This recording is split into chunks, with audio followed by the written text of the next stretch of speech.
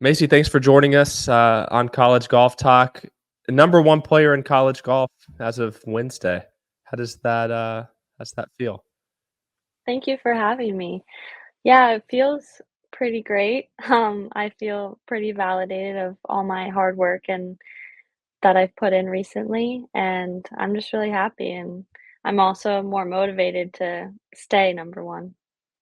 Now, does coach exempt you from certain team duties, or do you get a free pass for workouts one morning now that you're number one?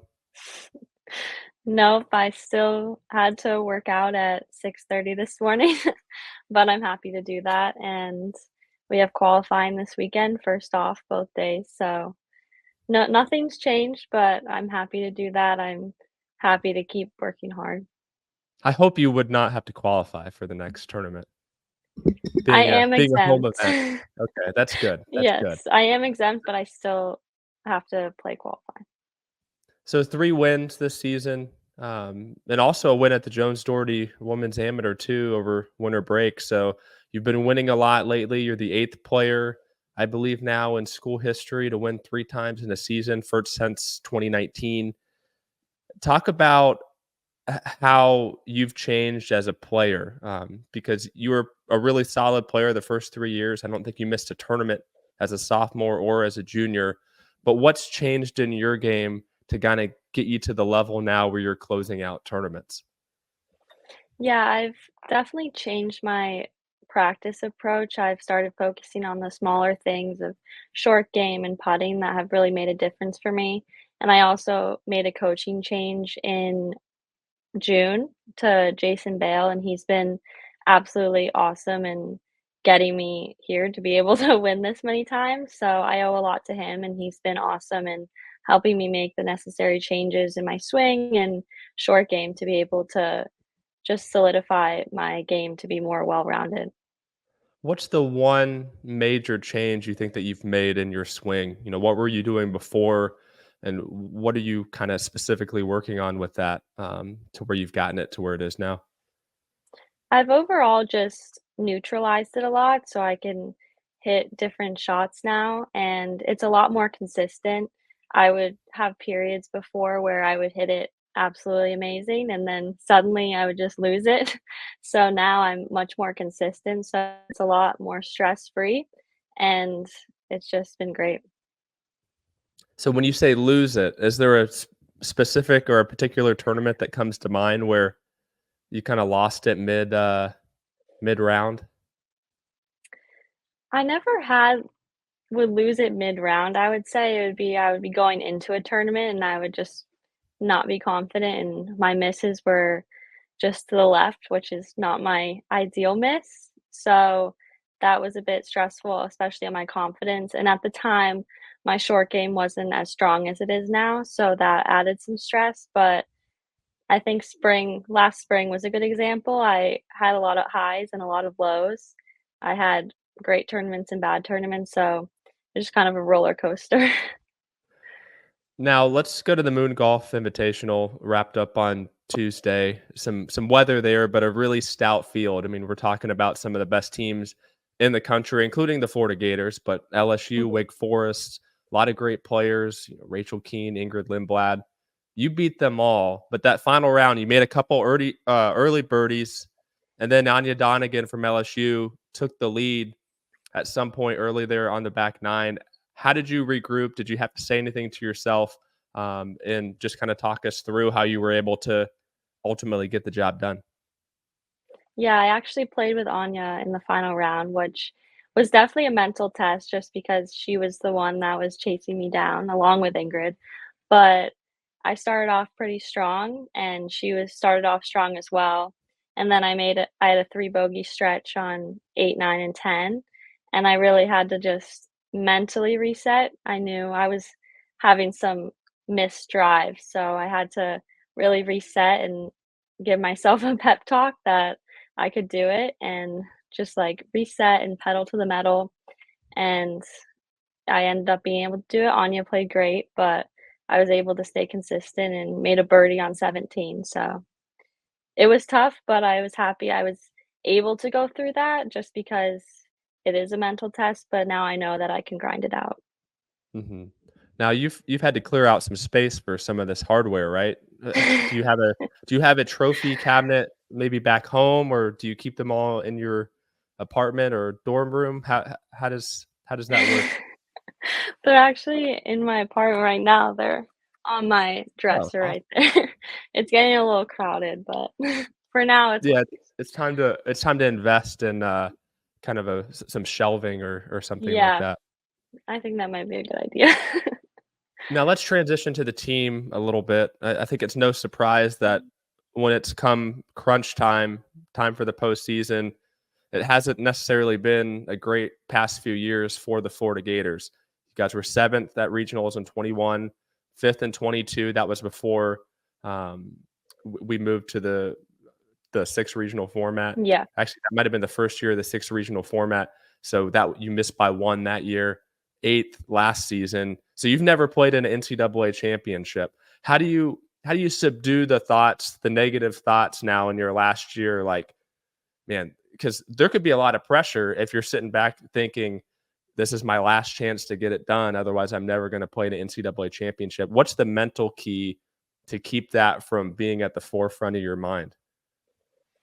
I actually haven't given it too much thought. I'm just trying to take it one tournament at a time. It's a marathon once you hit postseason, so just trying to focus on each round individually, but it is certainly a thought. Our team is very solid this year. We have some awesome freshmen that have just been really consistent, really solid, and our team is just pretty solid this year, so I am optimistic, and I know that we can do it. We just have to be focused on the process. I think solid might be a little bit of an understatement. 3 wins as a team, 2-1 in match play at Palos Verdes. That was another stacked field. T5 at Moon Golf. So this is a Gators team that I think could make some noise finally come early May, mid May, late May. But what's changed within the team? I mean, something has to have been unlocked for you guys to start winning tournaments and be one of the best teams in the SEC. I was doing some research, and you have some sort of mentorship program within the seniors and the freshmen where you've taken each of the seniors have taken a freshman under the wing. Can you explain a little bit more of that? And is that the secret to unlocking what we've seen out of the Gators so far? Yeah, so our team is interesting because we have a big divide between freshmen, underclassmen, and then upperclassmen. And so our coach paired us each with a freshman slash transfer. And we were just their mentor when they first got here. And we have a couple Europeans too, so they were a little more lost. And we were just there for them and reassuring them that we've gone through everything they've gone through. And it really helped smooth out their transition and make them just be able to focus on their golf a lot easier. And I think that definitely contributed to our success. We're just all really supportive of each other, and everyone is really motivated, self-motivated, and everyone just works really hard, which I think helps us push each other even more, which is really awesome. So do you is it like a big little thing? Is that the terms you use, or what's the Yes, big terminology? sister, little sister, yeah. Okay, big sister. So who's your little sister? Mine is Inez, she's from France, and she is pretty much my little sister at this point. She's awesome. She's a firecracker, and she's an amazing player, so it's really awesome to see that out of a freshman. Do you have a story of some of her early days on campus in Gainesville, something that you had to help her with? Maybe she got lost trying to go to class, or she didn't know where the Yeah, golf we course was. it honestly they are pretty self-sufficient, but just helping them navigate campus and navigate classes can be pretty daunting. I even still get lost trying to find classes, so that she needed help with, but she's been pretty self-sufficient in everything, I would say. It's kind of a spread out campus, It UF. it is and isn't. Everything's walkable within 10, 15 minutes, but Mhm. sometimes if you have class across campus, it gets you're, like, rushing to the next class. There's a lot of trees, things are kinda hidden, Yes. although they've Yes. knocked a lot of them out to build a lot of the athletic facilities and for Yes, football they have. and such. They have. Now now you have a really, kinda dominating team across the locker room from you and the men's team, the reigning national Mhm. champions. How much motivation has it been to see what they did last year with a senior-laden team? I mean, the big 3 with Ricky and Yushin and Fred. That has that been kinda talk about that inspiration and how close are you guys with that men's team? Yeah, we spend a lot of time alongside them. We practice with them every day and play with them. And last year it was really cool to see them win. It was such a cool moment for them, and I'm so happy for them. But it was definitely motivational because I knew we could be in that position too. So it kind of made me want to put my head down and work harder to be able to get there like they did. But yeah, it was just a really awesome moment for the coaches and them. They deserved it. Now, have you watched much of the television coverage of NCAAs, or is it one of those things where I don't wanna see what I'm missing out on, I need to, put my head down and make sure I'm there next year, or I did watch the finals, but besides that, I didn't. I did watch all the guys because I was there supporting and cheering for them, but not too much. I was kind of focused on practicing so I could get there next year.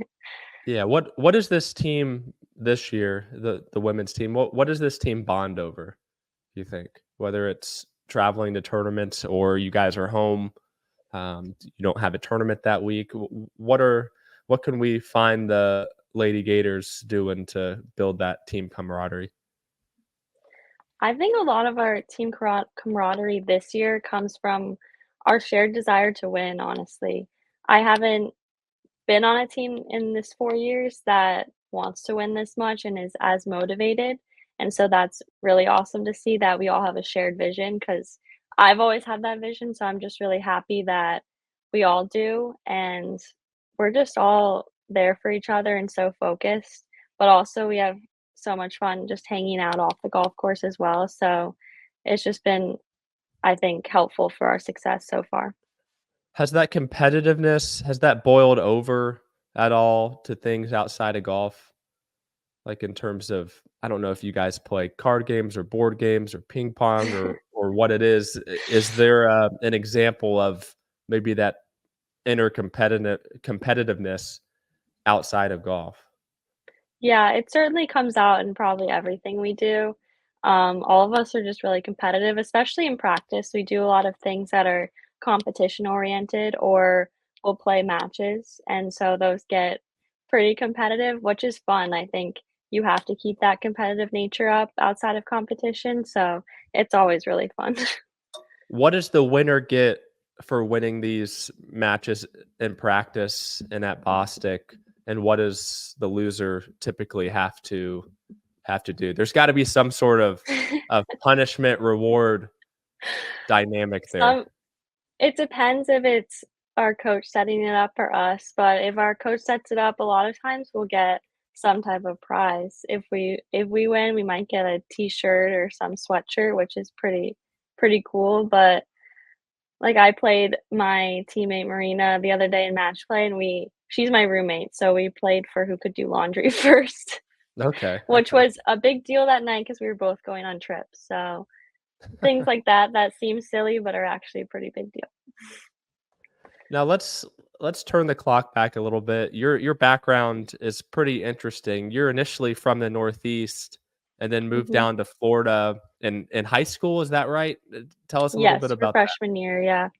Yeah, I moved down in 2016 now, which is a long time ago now, but I just wanted to be in the warmth, and I was able to golf year-round, and my coach was down there, and it was definitely a really important transition for me. I think it was vital for my success just because up north, it's hard. You can't play outside for 3 months of the year.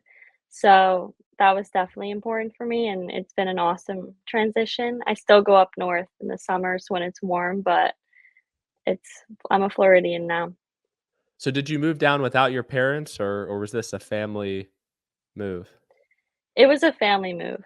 Yeah. Okay. I'm the youngest, so both my other sisters were in college or already graduated, so it was a pretty easy decision and an easy move just because of the timing. I was in between middle school and high school, so it was a pretty smooth transition. Now, I'm sure other players have done this, have thought about it, but what's your advice to someone from a winter climate that's looking to play college golf or looking to play professional golf after that, and they want to move down to a warmer climate? How do you handle that? Because I'm sure there are some days where it's not easy because you leave your friends, you leave Mhm. kind of what you've known. But what's your advice to someone contemplating that? I think it's definitely a great decision. You can obviously be very successful still from the Northeast. You can still hit balls inside, but it makes it a lot more difficult, I would say. But if you can go to college where you have a great indoor facility, even if you go to school up in the North, I think you can be successful. But to be honest, it takes sacrifice if you want to be really good. So I know it might be hard to leave your friends or your family behind, but it sometimes takes sacrifice. Who do you look up to in golf? That's a great question. I honestly have always and still look up to my oldest sister, Natalie. She's always been my inspiration. She's 7.5 years older, so she's been that role model for me, and she was already playing in tournaments when I was just thinking about starting to play, so I've always wanted to be like her and grow up to be like her, so she was my inspiration to start playing and getting competitive about it. She's a golf instructor, isn't she? She does a show for us on Golf Pass or did. Yes, she does. So and she's not your coach. So has No. she ever been your coach? Would that ever work? She's never been my coach, but she is always there if I need her help, and she caddies for me a lot. She caddied for me at the Onwa last year, and she's caddying for me again this year, so she's an awesome caddy. She knows my game really well and knows my personality really well, so we work really well on the golf course together. But yeah, she's never been my coach, but she's always there if I need her. Yeah, she certainly knows what she's talking Yeah, about. she does. You mentioned Augusta. Your debut last year came very close to playing on Saturday, that final round at Mhm. Augusta National Golf Club. Can you take us through last year, kind of how you were feeling, how you thought you played, and maybe those last few holes as you were kind of battling to make that cut? Yeah, it was an awesome experience. I was among the best in the world, so that was really an awesome experience, and to have Natalie on the bag, it was just awesome to be with her and then my family following along, and I do feel I played pretty solid along the way. I was a bit nervous at the beginning, but the second round, I made a run at the end. I knew I needed to make some birdies to give myself a shot, but it was really the first couple holes of my second round that put me back into a bad position. So this year, I'm hoping to come out of the gates running with some under par rounds. That's my goal. But it was an awesome experience, and I'm really excited that I have that experience going into this year because the courses are pretty difficult. So I'm happy to have some prior knowledge now. So you've played in 3 LPGA events too, including I one. have, yes. One was a long time ago. It was a few years ago. You were probably were you a freshman or were you a senior in high school when you played the Pelican? I think I was a sophomore. I'm pretty sure. Sophomore in college? Okay. Yeah. Yeah, that was 2021, so maybe it wasn't Yes. that long ago, No. but still, I mean, not a lot of players play pro events when they're still in college, or definitely not before their final year or 2 of Mhm. college. Describe that week. Were you overwhelmed? Were you surprisingly calm? How would you grade your kind of performance both mentally and physically with the golf? Yeah, my first LPGA event, I was honestly terrified. Okay, I okay. I That's what I thought I figured. yeah, I was like, "I do not belong here." Everyone had their posse around them, and they were doing their thing, and I just felt so out of place. And so the first round, it was just all nerves. I was playing great at the time, but the nerves got me that first round, and then the second round, I kinda settled down a bit, and I did miss the cut, but after having that experience, like, going into my next LPGA event, I felt a lot more confident. I knew how all of those players were operating and that I could just mind my own business and do my thing, and nobody was gonna look at me or question me, so it was definitely a learning experience, but it made me a lot better. Would you say making the cut at the ShopRite d is what was that a big turning point for you confidence-wise? Yeah, that was definitely a turning point confidence-wise. It was just awesome to see a result against other professionals just because that's what I wanna do after I graduate, so to get that experience before I turn pro is just pretty special, so I'm happy to have that under my belt. How would you rank your goals now, college golf, for this final semester, the rest of it? How would you rank maybe your top 3 goals and what you want to accomplish both kinda individually and team-wise? I'm sure number 1 is a national team championship, but maybe Yeah. fill out those other 2. Yeah, that's always the goal, is a national championship. 2, I would say I'm very process oriented, so I wanna get 1% better every day. That's how me and Jason are. It's just improving each day for when I do turn pro.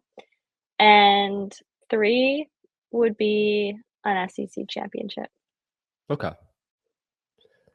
Those are just as nice. I hear you still get rings for SEC championships as well. The men's We team just do. had their ring They had their ring ceremony, I ceremony. believe. They did. They're very D cool. Does the women's team attend that just for some extra inspiration, or do you guys just take it in on social media after the fact?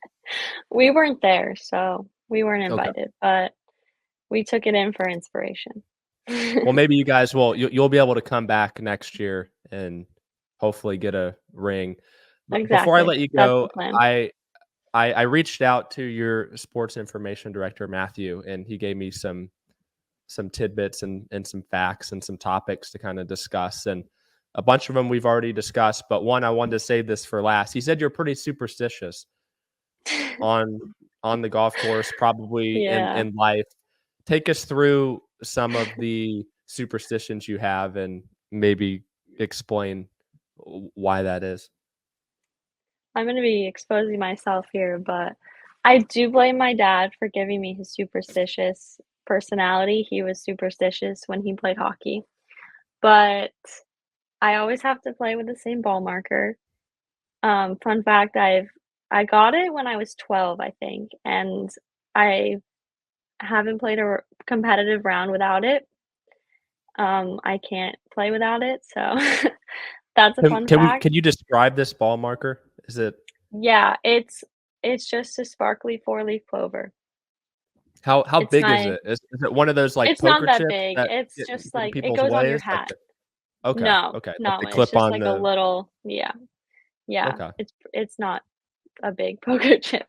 That's probably my biggest superstition, but I've gotten I always have to put my socks on first in the mornings as well if I'm gonna play well, and I pretty much just have, like my pre-shot routine just always has to be the same, but those are my biggest ones, but Yeah. putting the head cover in the same direction, things like that, that seems silly, but put my mind at ease. Well, I wouldn't consider keeping the same routine to be superstitious. That's just part of No. that's par for the course to being a good player, right? Yes, I would say but even my routine before my pre-shot routine has to be the same, but I've gotten a bit better at relaxing about that. Mhm. Now, I covered the US Amateur on the men's side a couple years ago up in New Jersey, and Ben Carr had a ball marker that was, meaningful to him. It Mhm. it reminded him of his dad who had died, And during his semifinal or one of the late matches, he lost the ball marker, and he Oh, played the first 12 or 13 holes without it, and then he reached into his pocket on like the 14th hole or something, and the ball marker was in his pocket. Have you ever had a moment where you thought you lost this lucky ball marker? And if so, kind of describe what was going through your head and how you ended up finding it. I've lost it a few times, but it magically always finds its way back to me. So I'm pretty lucky about that. But I did have to play one round. It was my second tournament of my freshman year, the East Lake Cup, and I had to play my match without it because I left at the hotel, and so that was pretty devastating for me. But I did make it through and I won, so but it always finds its way back. I think it's meant to be. So, knock on wood, haven't lost it. Perfect. Perfect. Well, Maisie, thank you so much for joining us. Good luck to you as you guys continue your quest towards the NCAA championship, SEC Thank you. championship. Um, Good luck individually as well. I know that, Thank not you. to put more pressure on you, but you are, I would say, one of the front runners, if not the front runner right now for the Yannicka Award, which goes to the Thank Player of the you. Year. So great playing. Thank you so much Thank you. again. And for those listening, thank you so much. We'll see you again next week on College Golf Talk.